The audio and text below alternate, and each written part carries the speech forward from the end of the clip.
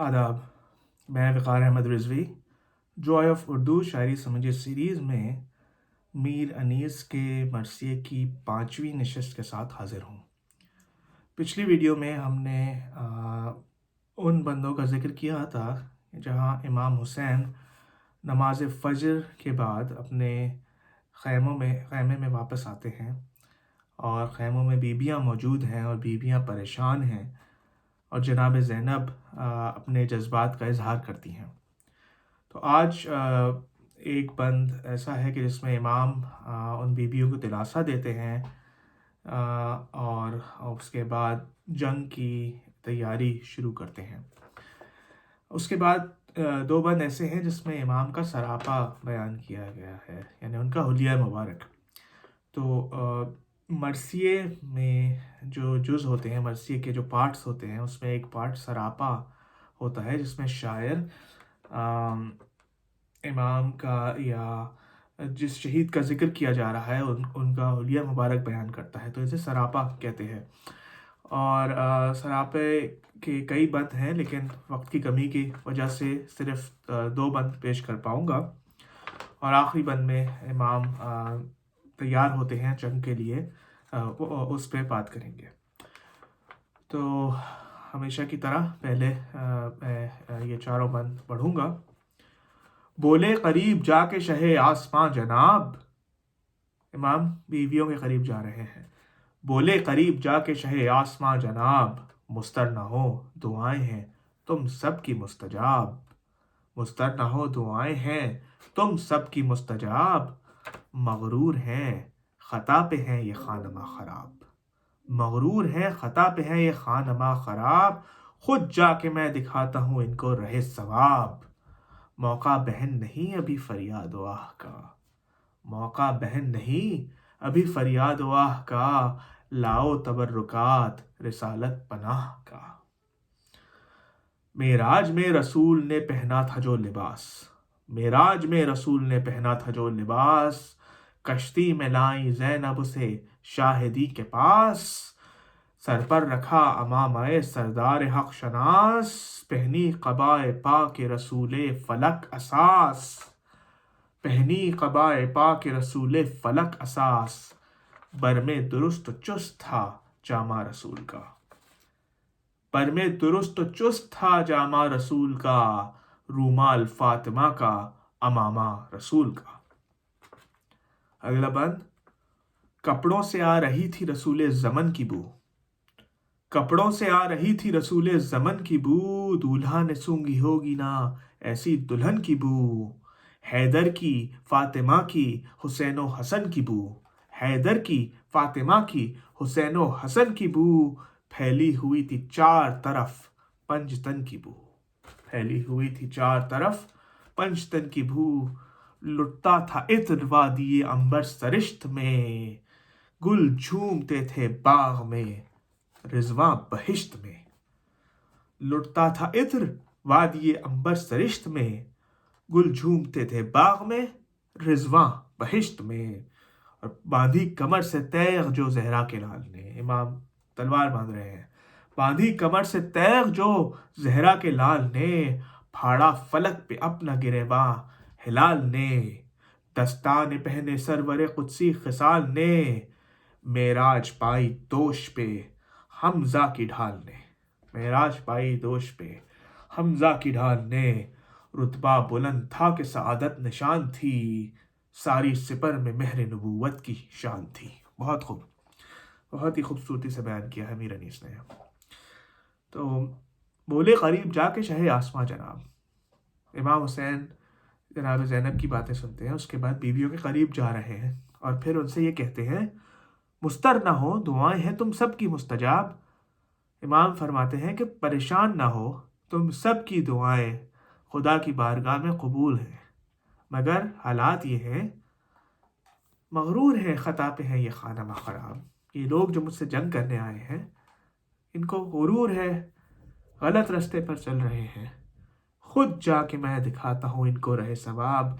इमाम कह रहे हैं कि मेरा फ़र्ज़ है कि अब मैं जाऊँ और इन पे जिहाद करूँ और इनको सीधा रास्ता दिखाऊँ।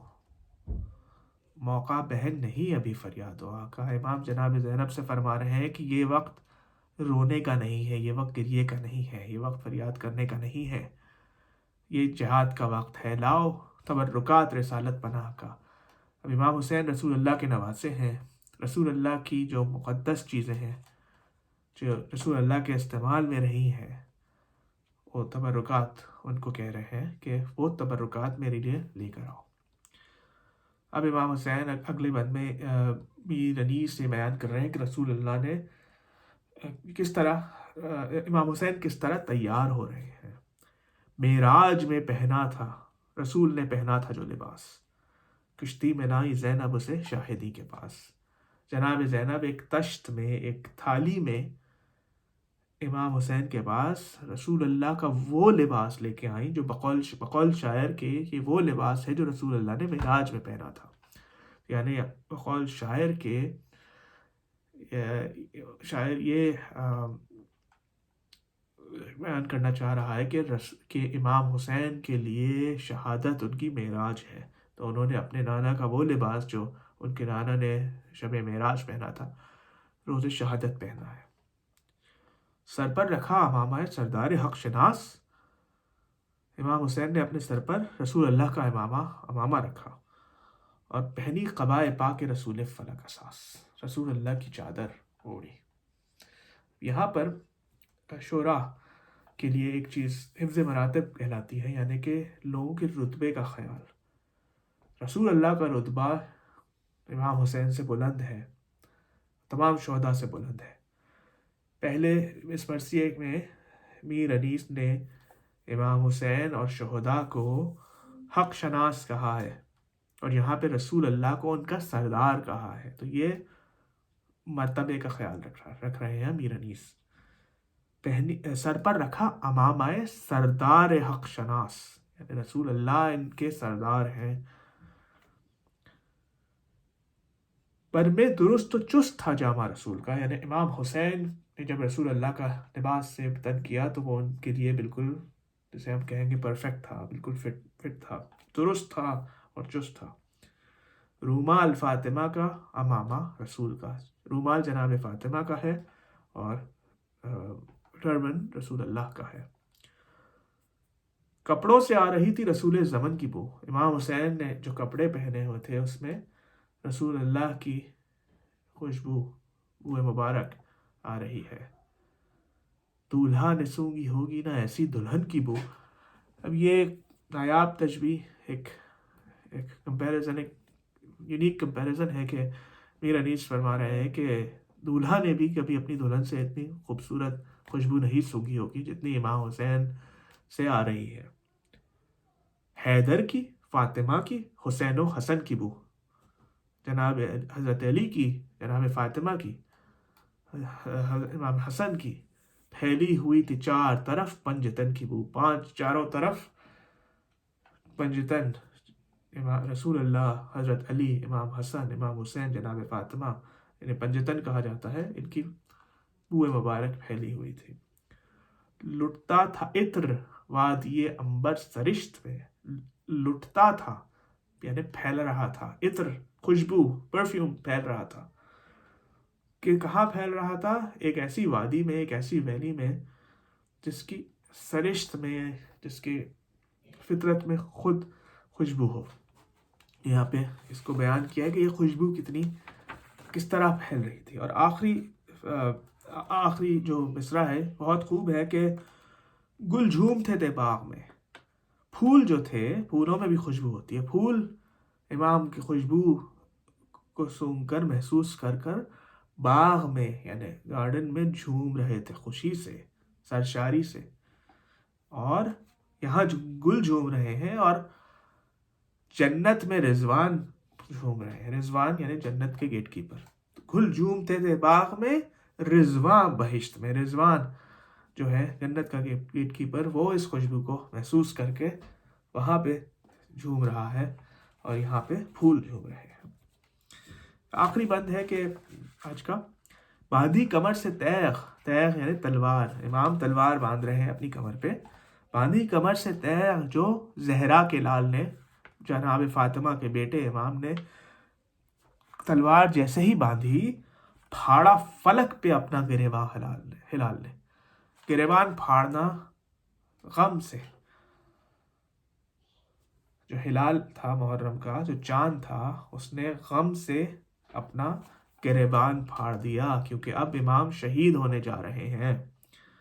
دستان پہنے سرور قدسی خصال نے امام کو سرور قدسی خصال کہا ہے، یعنی کہ وہ لیڈر ہے کہ جن کی سرشت میں، جن کی فطرت میں ہی ہولینس ہے. وہ دستانے پہنتے ہیں، ہاتھ کا آرمر پہنتے ہیں. معراج پائی دوش پہ زہرا کے معراج پائی دوش پہ حمزہ کی ڈھال نے. یہ بھی ایک بڑا یونیک ڈسکرپشن ہے. امام حسین ایک ڈھال، یعنی ڈھال وہ ہوتی ہے جس سے انسان اپنا دفاع کرتا ہے، ایک شیلڈ جو پروٹیکٹ کرنے کے لیے استعمال کی جاتی ہے. امام حسین نے جب اپنے دوش پہ وہ ڈھال لی جناب حمزہ کی، تو اس ڈھال کی معراج ہو گئی. جناب حمزہ بہت کا نام شہیدوں میں ہے، بہت اونچا ہے، اگر امام کی دوش پہ جب وہ ڈھال آئی تو وہ ڈھال اس کا اسٹیٹس ایلیویٹ ہو گیا. اور آخری شعر ہے کہ رتبہ بلند تھا کہ سعادت نشان تھی. کیا اس کا رتبہ اتنا، اس کا اسٹیٹس اتنا اونچا تھا، یا یہ کہ یہ اس کی سعادت تھی؟